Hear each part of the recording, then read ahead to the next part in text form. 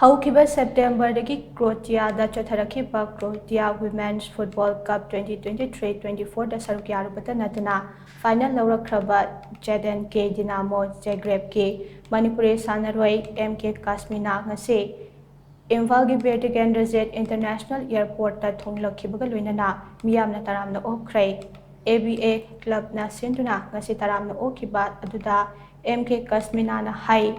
Mahakna ngasi Europe country tamna chatuna football masanada mai paglakpa ngamba asima mahaki oja sing imong manung amade ABA club ki miyapna honabibadagine Croatia Women's Football Cup 2023-24 asida makoiga lamba tawriba ZNK Dinamo team ase chahi 17 leptana cup asigi champion oiduna lakpa yamna lingba team ne Team asiga lamba tawduna penalty da mahakna aroiba goal ama chanduna makhoibu maithiba piduna Croatia Women's Football Cup ki anoba puari ama semnamle haike padba yabade cup asigi winner oiriba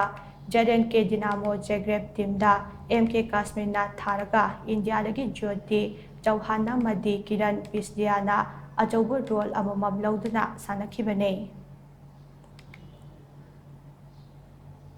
Aina sanarakpase ai matam kuina football sanarakpane adubu aina khwaidagi champion oiraba matu sigi movement se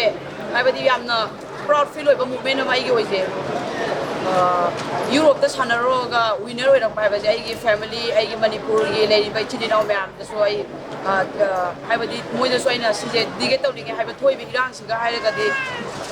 yam wana so aije dagi chatle haibadi irang net phangidaba adagi practice yam wana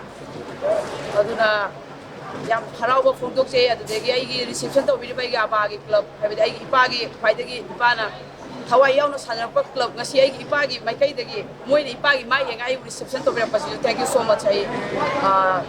aigi tai kabir aigi moina aigi da bakta reception tawbirapasi thagat ai phongdokse haibase Europe ko India ga dikhra dikhenare haibade moi di practice oro every practice session at the ground for the difference oro ko aduga